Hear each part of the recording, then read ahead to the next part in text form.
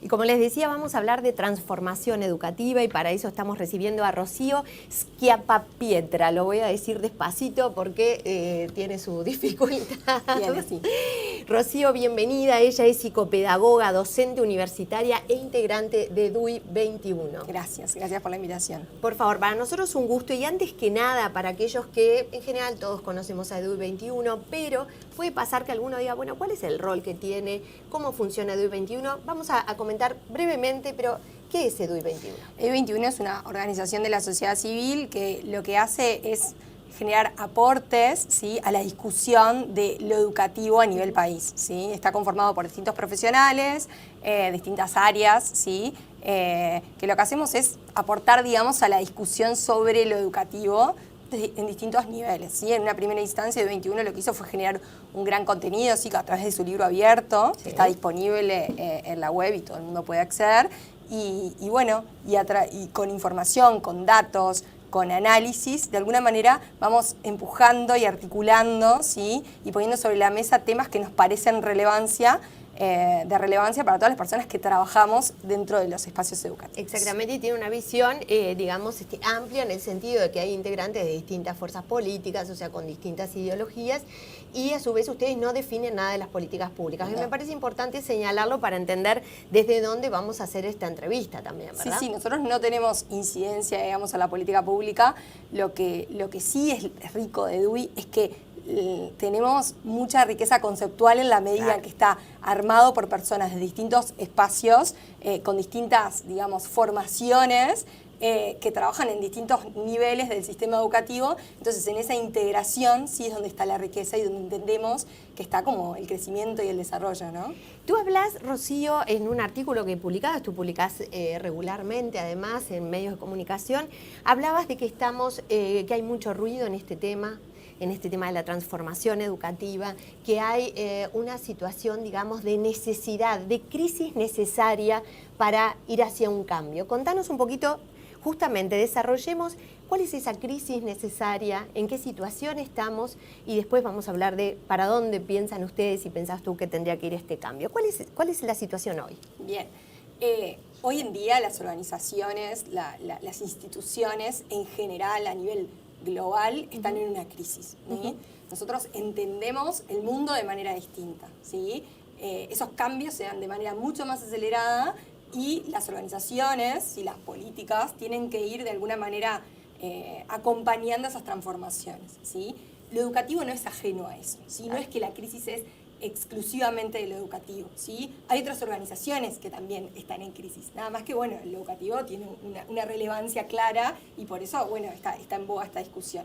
Entonces, de alguna manera estamos en un momento donde aceptamos que somos heterogéneos, donde aceptamos la diversidad como parte de la vida regular, ¿sí?, como parte de la vida de todos, y los centros educativos tienen que ajustar sus prácticas y sus formas, ¿sí?, a esa nueva manera que tenemos de ver la vida, ¿sí?, y de ver a las personas, ¿sí? Entonces, eso nos sumerge en una crisis de sentido dentro de los espacios educativos, ¿sí? Del para qué educamos, del cómo educamos, de quiénes tienen que estar adentro de los espacios educativos. ¿Tienen que estar todos los estudiantes? ¿Tienen que estar algunos? ¿Cómo tiene que darse esa práctica dentro de los espacios de aula para que la inclusión se dé y la diversidad nos enriquezca, como yo te planteaba al inicio que nos sucede en el 21, ¿no? ¿Cómo tiene que darse esa práctica? Bueno, de eso se trata la crisis necesaria, digamos, ¿no? Entonces eso nos enfrenta como a los conceptos más básicos sobre lo que construimos la educación, ¿no?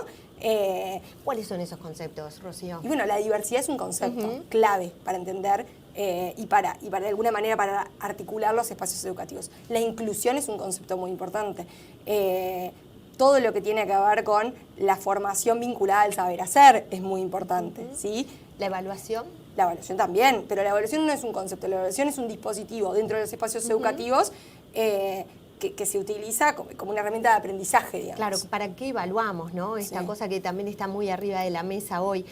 Hay una frase que tú decís en uno de tus artículos que dices, necesitamos una escuela que dialogue con su tiempo, ni nostalgia del pasado ni devota del futuro, presente, situada en la matriz de su época, articulada con políticas de salud, sociales, económicas, ambientales, laica, gratuita y obligatoria. Lo leo porque realmente me pareció contundente y habla de esto de la matriz de su época. ¿Qué es lo que no da para más? ¿Y cuál es esa matriz de la época en la que hay que abordar esta reforma educativa? La matriz de su época tiene que ver con esta nueva manera de entender el mundo, ¿sí? Conectada con los problemas de la realidad, con los problemas que tienen los docentes, que traen los estudiantes, ¿sí? Conectada con la problemática genuina, ¿sí? de lo educativo, ¿no? Que no es ajena, ¿sí? Y también conectada de alguna manera con la vida global, ¿sí? Nosotros ya no podemos vivir de espaldas al mundo, ¿sí? Nuestra formación tiene que estar articulada, digamos, con lo que sucede a nivel de todos los países y de todas las organizaciones. Entonces, en ese sentido, por eso yo traigo esto de tiene que estar conectada. Y cuando hablo de articulación, hablo que la escuela, ¿sí? La escuela como espacio educativo, escuela, liceo, ¿sí? Son espacios, ¿sí? Que tienen que estar conectados con todos los otros espacios de política pública, ¿sí? La escuela desarticulada, ¿sí? de todo lo que tiene que ver con las políticas sociales, no puede, ¿sí? Quedaría como colgada hoy en un mundo interconectado, ¿verdad? Aislada, ¿sí? Y no entendería la realidad que viven estudiantes y docentes y familias. Quedaría de alguna manera desarticulada de la comunidad. La comunidad educativa está conformada por los equipos educativos, que son los docentes, los directivos, los estudiantes y las familias de los estudiantes y todos aquellos agentes, digamos, que componen al territorio, ¿sí? Nosotros recién estábamos viendo una nota antes de entrar donde comentábamos acá brevemente, cuánta organización comunitaria, digamos, hay en el interior del país. La gente se organiza y genera eventos, genera fiestas, cocina, yo qué sé qué. Bueno, los espacios educativos están insertos en una comunidad y tienen que dejarse de alguna manera permear por esas comunidades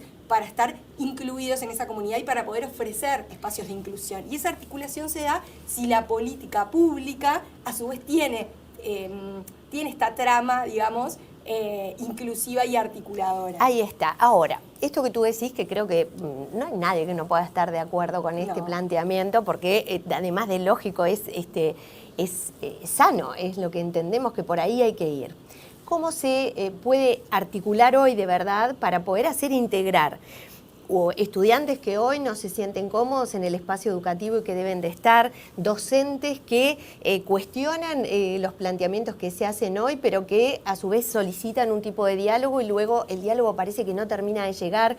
Las familias que tienen muy difícil a veces hacerse oír, ¿verdad? Porque no hay unos canales previstos. ¿Cómo plantean ustedes desde DUI 21 o tú misma desde tu experiencia y conocimiento que podemos articular todos estos actores y a la comunidad? Bien. Lo primero es el encuentro. Esto es una opinión personal y profesional, digamos. Lo primero es el encuentro genuino del diálogo. Hoy en día estamos en un encuadre, vos lo sabés como comunicadora, donde encontrarnos a dialogar con personas que pensamos distinto o donde la diversidad de ideas es complicada. Está muy complicado. ¿sí? Está muy complicado, hay mucha polarización. Entonces, lo primero tiene que ver con el encuentro, con el poder, de alguna manera, entender y empatizar con la realidad del otro y de alguna manera poder poner en palabras la realidad propia. ¿Cómo hacemos, y perdón que yo me sigo yendo a lo concreto porque lo que tú decís está perfecto, el encuentro. ¿Cómo logramos el encuentro en un tema que involucra a toda la población? Que hablamos de 3 millones de habitantes que deberíamos encontrarnos para hablar de esto. ¿Cuáles son esos mecanismos? Porque se habla de algunos sistemas de polinización, ¿verdad? Sí. En donde se van generando determinados espacios de escucha. ¿Cómo proponen ustedes, cómo saben ustedes que se pueden generar estos espacios de escucha, que es tan difícil hoy este diálogo? Bien, yo no te voy a hablar tanto a nivel de sistema porque mi profesión yo soy psicopedagoga, yo trabajo con los estudiantes y trabajo en insertar los espacios educativos. Entonces puedo hablar del encuentro que se da dentro de los espacios de territorio. Perfecto. Entonces, en ese sentido, los encuentros tienen que ver con lo que te decía hoy, donde los intereses, las expectativas, ¿no?, de las familias ingresen a los espacios de aula. Tiene que haber momentos de escucha. Tiene que haber momentos de escucha, momentos de articulación, momentos de construcción colectiva. Eso implica trabajo, implica recursos asignados, digamos, personas, ¿sí?, para que eso suceda en los espacios de aula. Cuando un niño entra a un espacio educativo o un adolescente entra a un espacio educativo, entra con todo, con todo todo su ser, digamos, ¿sí? Con sus expectativas, con sus gustos, con sus necesidades, ¿sí? Bueno, la inclusión de esas necesidades dentro de los espacios educativos es clave, ¿sí? Es clave para el desarrollo de esa persona. Entonces, ese ida y vuelta tiene que sucederse y tiene que darse de una manera genuina y tiene que haber espacios para que eso suceda. A nivel más de sistema, creo que va un poco por ahí tu pregunta, uno de los primeros puntos claves es el encuentro, ¿sí? Hoy en día, a nivel político, el diálogo es bastante complicado, ¿sí? Hay muchas rispideces. Y el otro día leía un texto de Varela, de José Pedro Varela, y decía, me quedó una frase que es, la escuela florece en la paz, ¿sí? Ah, sí. Entonces, en ese sentido, precisamos la discusión, precisamos una discusión que no sea tan ruidosa, digamos, que vuelva a los conceptos de lo educativo, ¿sí? Si vamos a hablar de repetición, hablemos de repetición. Si vamos a hablar de evaluación, hablemos de evaluación, ¿sí? Sin tanto ruido y sin tanta agresión, ¿sí? Si no, hay muchas personas que prefieren callar, ¿sí? Y en esos silencios, sí. Exactamente. Nos quedaríamos, por supuesto, mucho más porque este tema es muy intenso. Habrá nuevas instancias para poder seguir hablando de las distintas herramientas que puede haber para canalizar esta conversación. Creo que ahí estamos en una de las claves, el encuentro y el menos ruido, en diálogo, no en silencio, en diálogo, en armonía para lograr escucharnos todos y de ahí seguro sacar conclusiones, herramientas y propuestas concretas. Rocío, muchísimas gracias y evidentemente todos pueden seguir a EDUID21 en sus redes sociales y también seguir escuchando lo que viene de la opinión de expertos, que al fin y al cabo, como bien decías, nos aportan conocimiento, investigación y bueno, y después serán las políticas públicas las que definan para dónde va. Muchas gracias.